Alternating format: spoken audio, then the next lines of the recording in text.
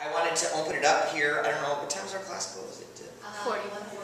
So, oh God, so we only have like 15 minutes. And I would really encourage questions because you know what?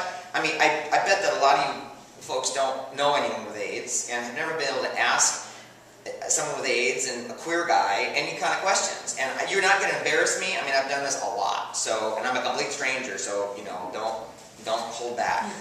Go ahead. Okay. So, I'm kind of confused how does AIDS connect with being gay? Like, how does that work? Well, you know, it really isn't about being gay. The strange thing is that, I mean, think about it. How does that stereotype, come up? Right. Well, I think you'll get this because, you know, we know that AIDS mostly comes through sex. I mean, that's kind of the biggest transmission route.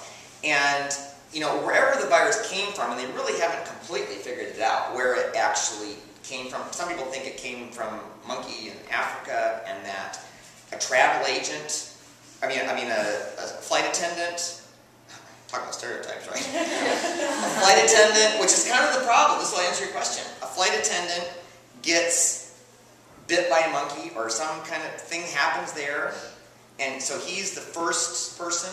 He comes back to the States, he has sex with a guy, and then from that point on, it's locked into the gay community because guys don't, gay guys don't have sex with girls, right? So, all of a sudden you've got this virus that is kind of locked into gay men. And so it really isn't, I mean, at first they thought, well, it must be something gays are doing. I mean, it must be, because they called it gay cancer at first, But what it turned out to be is it just so happened that the first person who got this virus happened to be a gay guy out of a complete coincidence, right?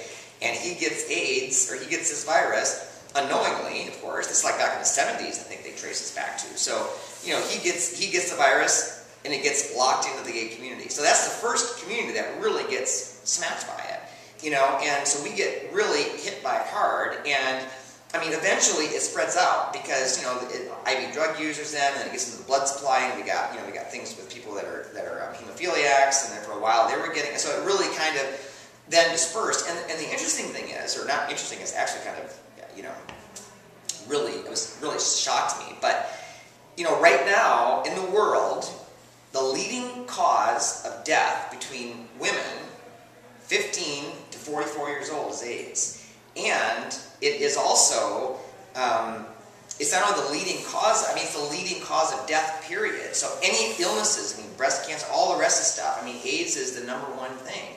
And I was reading this article this while, recently, about women and HIV, and you'll never believe it, but, I mean, her grandma has got AIDS, right? And it's like, you realize that this is no longer about queer guys, and this is no longer about a stereotype, and so all of that crap we went through around discriminating against gays, pushing us out of the, I mean, really, there's some really awful things done to gay guys and gay people when this virus first came out because we were really shunned by all sorts of different kinds of people. And the truth is, it was not really, it had nothing to do with it, just happened to get into the community first. But now, I mean, it's just hit everybody, and so it's really kind of proven that it's not, it's not a virus that picks on gay guys, it just happens to be something that started there and stayed there for a while, but is now affecting a lot of others, so, yeah. Have you had issues with, people's reactions to it because you've had AIDS, anyone with discrimination?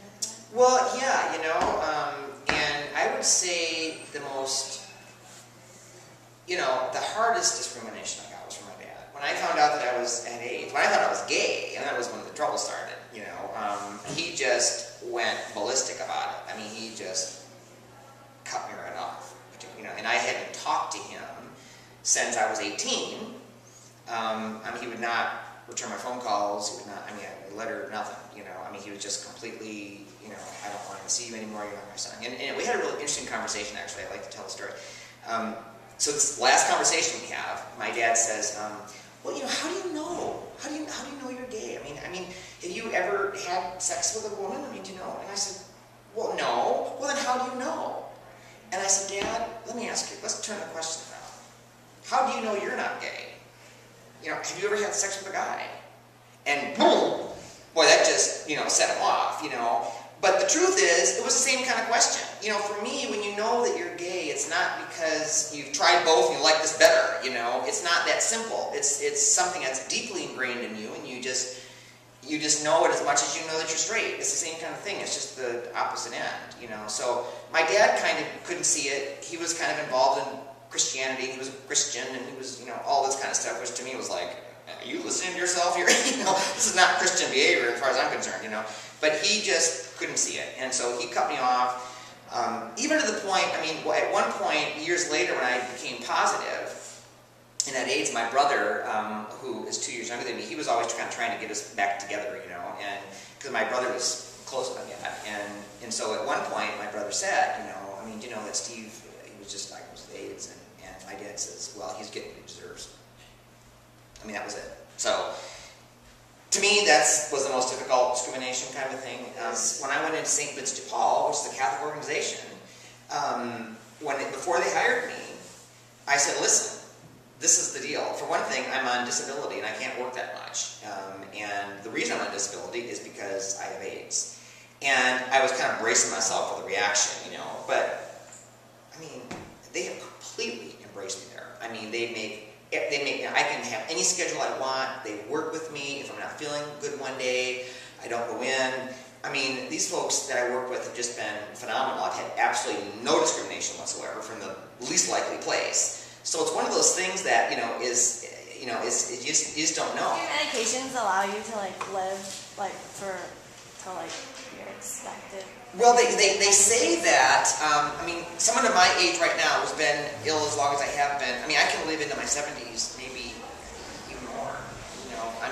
But I don't know. I've been telling myself that for a while, but then I get this, vomiting thing 3 months ago that came out of the blue, and I'm like, geez, I'm not sure I'm that safe, So, that's why living every day to its fullest and do what you want to do and not be dragged down by fear, which is what gets us all, is really good advice, I think. It's really good advice. All right. Thank you.